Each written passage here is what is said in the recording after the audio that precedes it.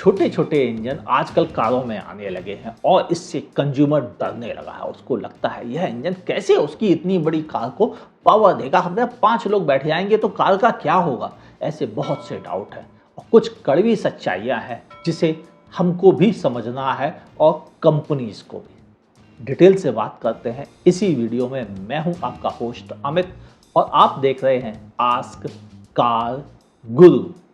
यह video engineering student के लिए नहीं है, यह हम आप जैसे आम कंज्यूमर्स के लिए है। कोशिश की है मैंने एक आसान भाषा में पूरी बात समझाने की जो उसके फायदे की है, यानी इंजीनियरिंग पढ़ाने की जगह काम की बात समझाने की कोशिश है इस वीडियो में। इसलिए अपने उन दोस्तों के साथ शेयर कीजिए जो छोटा इंजन देख के डरने लगते हैं, और अगर आप फेसबुक व्हाट्सएप पे शेयर करते हैं तो मुझे भी खुशी होगी।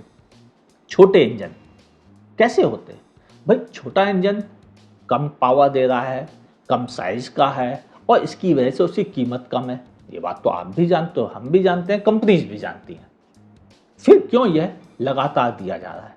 वजह यह है कि मॉडर्न इंजीनियरिंग ने पुराने ज़माने की इंजीनियरिंग की जो थ्योरी हम लोगों ने सीखी थी उसको बदल दिया है, यानी चित्त को पट्ट कर दिया है। और ऐसे हालात में अब आपको दोबारा से समझना पड़ेगा कि छोटे इंजन भी क्या फायदे के सौदे हो चुके हैं। हाँ, ये सच है। नई मॉडर्न टेक्नोलॉजी ने, इंजीनियरिंग ने इन छोटे साइज के इंजन को भी काफ़ी रिफाइंड, काफ़ी पावरफुल और काफ़ी लॉन्ग लास्टिंग बना दिया है। और इनको बैलेंस करने के तरीके भी कंपनीज को पता चल गए हैं, जिसकी वजह से ये 3 सिलेंडर इंजन या छोटी साइज के इंजन भी अच्छी परफॉर्मेंस दे देते हैं और बगैर नॉइज वाइब्रेशन के। उनकी माउंटिंग पे काम कर लिया गया है, बैलेंसिंग सॉफ्ट पे काम किया गया है। इन सब चीज़ों को मिलाकर छोटे इंजन को भी कंज्यूमर फ्रेंडली बनाने की कोशिश की गई है लगभग सभी मैन्युफैक्चरर्स के द्वारा। किसी ने बहुत महारत हासिल कर ली, कोई थोड़ी महारत से पहले रह गया है और कोई कोशिश में लगा हुआ है, ये अलग बात है। तो हर कंपनीज के स्मॉल साइज के इंजन क्या अच्छे हैं? देखिए, पुराने ज़माने के स्मॉल साइज के इंजन के मुकाबले आजकल के मॉडर्न स्मॉल साइज के इंजन जरूर बेहतर है। एग्जाम्पल के तौर पे छोटी साइज का इंजन हमें कॉस्ट कम लगती है, एवरेज भी ज़्यादा देता है, ये सब बात जानते हैं। और इसी वजह से जैसे रेनो ने अपनी ट्राइबर में, जो कि 7 सीटर होने के बावजूद भी छोटा इंजन दिया, उसका फ़ायदा कम कीमत लगी तो कस्टमर को कम पैसे में 7 सीटर मिल गई और उसने इसका इस्तेमाल किया। कुछ लोगों को लगता है बहुत छोटा इंजन हो सकता है हमें पावर ना दे। मैं जानता हूँ ऐसा होना नॉर्मल भी है, लेकिन कब होता है भाई? हमने अगर 1 लाख किलोमीटर गाड़ी चलाई तो पहाड़ों पे कभी 7 लोगों के साथ आपको ओवरटेकिंग करनी पड़ी तो आपको थोड़ी दिक्कत आई। लेकिन 1 लाख किलोमीटर गाड़ी चलाने में पहाड़ों पर जब आपने ओवरटेकिंग की, वो तो शायद 1 या 2 किलोमीटर ही ओवरटेकिंग की होगी भाई। 50 मीटर ओवरटेक किया, अगला खत्म काम। अब तो नॉर्मल की तरह बिहेव करना है इंजन को, बस इसलिए थोड़ा थोड़ा थोड़ा करके अगर आपने 2000 बार ओवरटेक किया तो आपका कुछ किलोमीटर हो गए।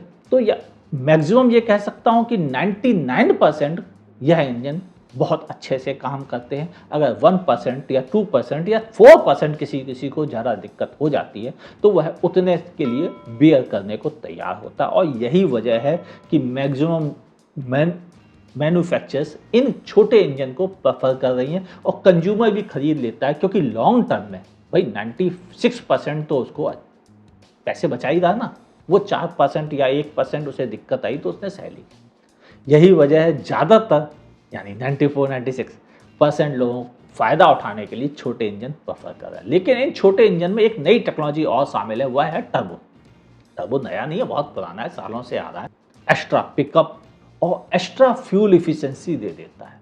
यही वजह है कि छोटी साइज के टर्बोचार्ज्ड इंजन ज़्यादा पसंद आ रहे हैं, क्योंकि वह एवरेज ज़्यादा देते हैं, वह पावर ज़्यादा देते हैं, वह पॉल्यूशन भी कम करते हैं और कीमत में भी सस्ते होते हैं। एग्जाम्पल वेन्यू, नेक्सॉन, नई नवेली वर्ना, किक्स, सेल्टॉस, क्रेटा, हेक्टर, पता नहीं कितनी, गिनने बैठेंगे तो लिमिट खत्म है टर्बोचार्ज पेट्रोल इंजन की। और यह पेट्रोल इंजन ज़्यादा बेहतर है।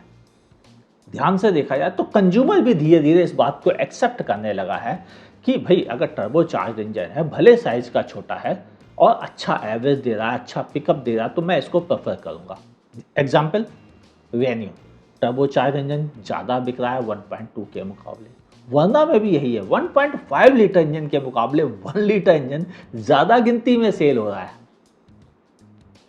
और केवल यही नहीं, सब जगह इस चीज़ पर गौर किया गया है कि कंज्यूमर धीरे धीरे टर्बो इंजन को पसंद करने लगे। तो अगर आपके मन में इसको लेकर अभी भी डाउट है कि भाई छोटी साइज़ का इंजन कैसे काम करेगा, तो आपको बता दूं, बहुत बड़ी बड़ी महंगी कारों में भी छोटे साइज़ के इंजन इस्तेमाल हो रहे हैं। ऑडी भी अपनी कार में 1.4 लीटर का टर्बो चार्ज इंजन देती है और वह उससे इतनी पावर देती है कि चलाने वाले को पता ही नहीं चलता है कि बहुत छोटा इंजन है। और उसका फ़ायदा, एवरेज भी ज़्यादा मिलता है, पावर भी अच्छी मिलती है, पॉल्यूशन भी कम होता है और कीमत भी कम देनी पड़ती है। तो टर्बो चार्ज इंजन अगर किसी कार में लगा है तो आप भी उसको प्रेफर कर सकते हैं। लेकिन एक चीज़ बहुत समझने की बात है, क्या टर्बो चार्ज इंजन मेंटेनेंस ज़्यादा डिमांड करते हैं?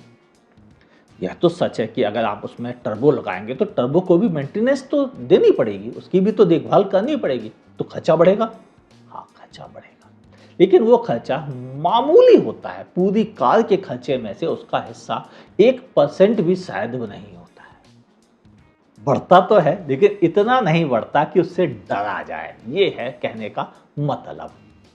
और यही वजह है कि मैक्सिमम लोग इस पर गौर नहीं करते हैं। अब आपको क्या करना है? मेरा तो पर्सनली मानना है कि अगर छोटी साइज का इंजन आपको एक खास पावर बैंड, यानी 1500 आरपीएम से लेकर 2500 आरपीएम के बीच में अगर अच्छा पावर दे रहे हैं, तो आपको संकोच नहीं करना चाहिए, क्योंकि उस समय आपको पावर की ज़रूरत पड़ती है। और अगर एक छोटा इंजन आपको उस समय अच्छा टॉर्क दे रहा है तो आपको कंसीडर करने में हिचकना नहीं चाहिए। लॉन्ग टर्म में क्या छोटे इंजन की लाइफ कम हो गई है? देखिए, पुराने ज़माने की बात अलग थी, तब इंजीनियरिंग इतनी एडवांस नहीं होती थी कि वह लाइफ कारों की ज़्यादा हो, मतलब 1,00,000-2,00,000 किलोमीटर के बाद अक्सर इंजन बोल जाते थे। लेकिन आजकल के मॉडर्न इंजन बहुत एडवांस हो गए, 3,00,000 किलोमीटर कुछ नहीं होता उनका, अगर आप उन्हें रेगुलर सर्विस करवाएं। और कुछ कारें तो मैंने 7,00,000 किलोमीटर चली हुई देखी हैं और उनका कुछ नहीं बिगड़ता है, यानी एक भी बार उनके इंजन का काम ही नहीं हुआ होता है। इसीलिए कह रहा हूँ कि छोटे इंजन को अगर आप सही तरह से इस्तेमाल करते हैं, मॉडर्न इंजन्स को, तो आपको दिक्कत का सामना नहीं करना पड़ता है। निश्चिंत रहें, यह छोटे इंजन इतने नुकसानदायक नहीं है जितना हम डर रहे थे, या अभी भी कुछ लोग डर रहे हैं। कार को परखें, टेस्ट ड्राइव करें। अगर आपकी ज़रूरतों पर कार खरी उतरती है तो केवल यह सोच कर ना पीछे हट जाएं कि इसका इंजन छोटा है, शायद हमें दिक्कत होगी। मॉडर्न इंजीनियरिंग ने यह डर दूर किया है। लेकिन अभी भी कुछ कार मैन्युफैक्चरर्स छोटी साइज के ऐसे इंजन दे रही हैं जो उतनी पावर भी नहीं दे पाते उस खास आरपीएम के बैंड पर।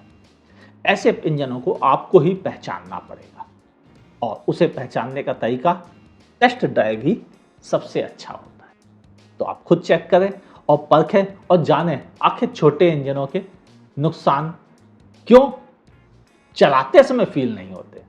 लिखिएगा नीचे कमेंट सेक्शन पे, और यह भी बताइए आप किन कारों में छोटे इंजन होने की वजह से खरीदना पसंद कर रहे हैं और किन कारों में आप छोटे इंजन चाहते हैं ताकि उनकी कीमत कम हो और वह पावर फिर भी बराबर दे सके। लिखिएगा यह भी नीचे, तभी तो हमें समझ में आएगा कि आप किस नज़रिए से इस वीडियो को देख पाए और क्या आपको आज जानने का मौका मिला।